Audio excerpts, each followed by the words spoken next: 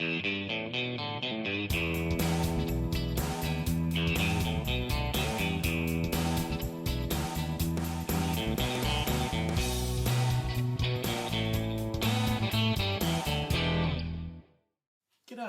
Harry Houdini here from Australia, and we're back with BT-7.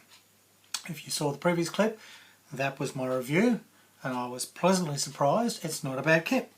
A lot of people bag Zvezda, saying that they're badly made and badly put together, but so far the kit looked really good. At least on my initial inspection, and even checking later on, I found actually it was less flash than I thought when I mentioned there was a bit of flash on the previous review. It turned out some of those were actually moulding areas to have the numbers on, to tell you what the part was. And it actually was only just joined to the part by a tiny bit of sprue. So it looked like a sort of a big blob of flash, but when you turned it over you went, oh, well, that's actually just a little moulding area they've made so you can clearly find the part. And that's good. And I had another look through the instructions, and there's no sprue map, but there's only 4 sprues to this. It's pretty obvious where the parts are and what they are, so that's easy. But what's going to be fun is, drum roll, all of this. For a incredible sum of $10, I got all these little bits of brass from Eduard Photo Etch, which I'm sure if you're an experienced modeller you know all about Eduard, and there's quite a number of others that do it, but I really like Eduard because their instructions are very well researched and clear. If you buy the correct one, this is Eduard for the Zvezda BT-7, so it is the correct photo etch for the correct kit by the correct maker. And if you do that, they have the part numbers from the kit clearly numbered and marked in their drawings. It's pretty well in the same order that you build the kit, and everything fits and everything works, and I've been really impressed. And now basically I'll buy Eduard first before anything else, especially after the absolutely horrendous nightmare I had with my Graf Spee, where I bought a photo etch kit. Mine was a trumpeter. I bought the photo etch kit for the Academy model, which I didn't think would be much different, especially when some companies supplied photo etch that was for either or. So if they supplied for either or, you'd think, oh, well, it's probably very similar at that scale, all be the same. No. The photo etch that I got, absolutely dreadful, but I'll talk about that another day. It didn't fit, the instructions absolutely wrong, it just didn't work. I actually ended up downloading the Eduard instructions for their photo etch so I could see where they put the parts and then try to identify those parts back in the photo etch that I'd bought. And I only saved myself like $5 difference between the Eduard photo etch and the one that I ended up buying. Next time, Eduard, really impressed. I also have this little barrel, oops, it's an itty bitty thing. Tiny little barrel. Can you see? It's hollowed out. It is hollowed and it's very nice. And that will fit nicely on this kit. It replaces, well, it doesn't completely replace because you've got to keep a bit of the existing barrel, so I found. Where are we here? Put these things back in plastic boxes. So here's the fret, and there's the barrel that came with the kit, whoops, which isn't too bad. It's one piece. It's not one of those ones where you got 2 halves you have to glue together and then try and sand all around to make it all nice and smooth. So there's that barrel, and here's the one that I bought. Now you're going to say, oh, it's shorter. Well, no, it isn't. It is just the top piece. It's basically it's this part here. So I'm going to have to retain that part, saw this off there, okay, and so saw this off there, and then drill a little hole, and this will fit nicely in there. In fact, it's even got a little segment here which is slightly less diameter, which is the hint that that's how much you need to drill down so that you then click it into the plastic. So it's all well thought out and it will work, and I've put metal barrels on a number of my tanks and I've been very happy with them. The added detail and the realism of them is infinitely better than the plastic. Sorry about that, that's my cup of tea. I got tea leaves up my fingernail. You don't need to see that. Alrighty, cup of tea brewing. Can you smell it? Yes, it's roasted dandelion. Very good if you've got a gallstone, which I had, and I had my roasted dandelion and it went away. Oh, how about that? The old wives' tales do work. Anyhow, back to this. I mean, photo etch kit for this is going to be terrific. Look at all that. And it all fits, and it's easy to find, and it will enhance the kit. Now, what I did, having done this before, having had photo etch, especially the disasters over the Grass Bay, is I've gone through, maybe you can see on that one, and there's lots of little chicken scratches there, little notations that I've made. So you can see clearly there how I've gone through the instructions from Zvezda, but I've written in the Eduard photo etch parts that I'm going to need and where they go. Even though the Eduard instructions are clear, rather than me having to worry every time and flip over to Eduard, do I need a part here or not, I've already pre-worked all that out, and I've made myself those little notes as to what goes where.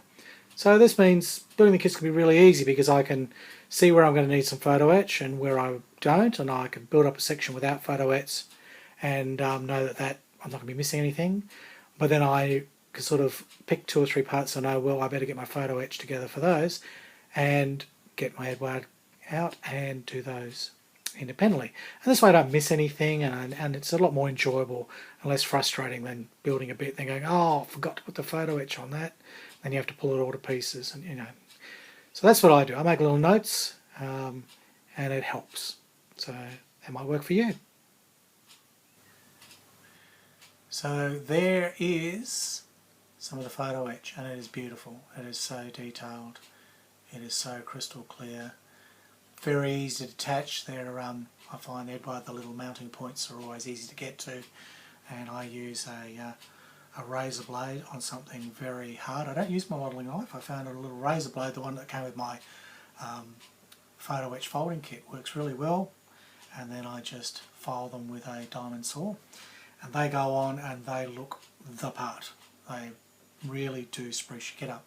And that was $10, and my barrel was $2, so it did break the bank just to take this very simple Zvezda kit right up a number of notches, so it should build up beautifully.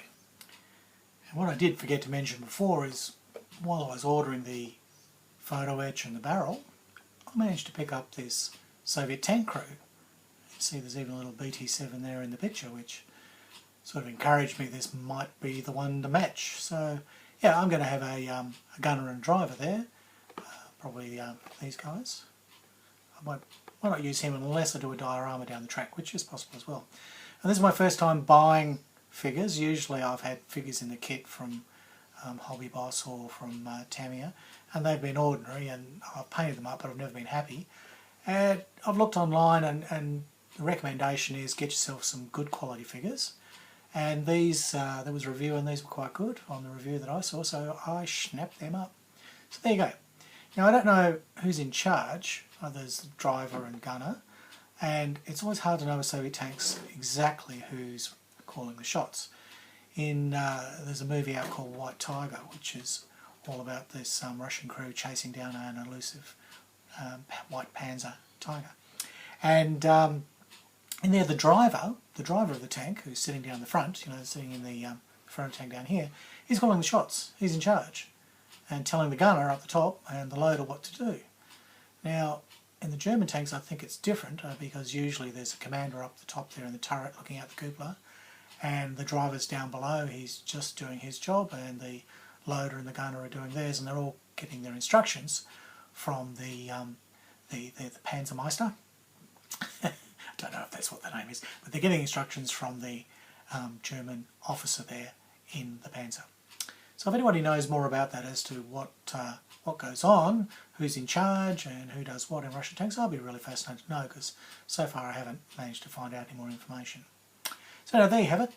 That will hopefully add even more to my BT-7. So I better get on with the build. I'm all organised to start on my build here, and I've got my spread cutters, I've got my X-Acto knife, some nice little fine tweezers. Now I use an old toothbrush, which I find really handy after I've just filed or sanded, and I can brush off any of the dust before I glue the parts together, and it also helps me see how clean they are. Now for sanding, I've got one of these sort of nail filey type sanding sticks. It's smooth on one side and rough on the other, and that's not bad for getting the worst of the bumpy bits off and getting it how I like. But then what I use after that I found really good, and I didn't know about this, I actually bought it by mistake. I thought I was buying a sanding sponge, and I ended up buying, it's actually quite big when you get it, it's a big piece of sponge from 3M, and it's fine sanding sponge, and it's terrific. And all I do is I cut off a little piece which will do me for the day, put the rest away, and that has a lovely fine grit on it. And when I've cut my part, I've done the rough filing sanding, and I want to buff it up so it's really smooth, so it's as good as the rest of the plastic, I'll use this. It's almost like a little buffing cloth, really. Bloody brilliant. So I don't know, if you see that stuff, give it a try. I'm really impressed with it. I went and bought a whole lot more. I've got a year's supply now. I'll be sanding and sanding and sanding. So there we go. Now another little fun thing here is the Zvezda kit. As I say, it came with 4 sprues and the tracks, so 5 sprues really. And the sprues are marked A, B1, B2, C, and the tracks aren't marked. And that's hilarious because in Australia we have a running joke, B1 and B2 are the names of 2 children's characters in Bananas in Pyjamas. So look that up if you like. Google that, Bananas in Pyjamas, and you'll find out about B1 and B2. I thought it was funny.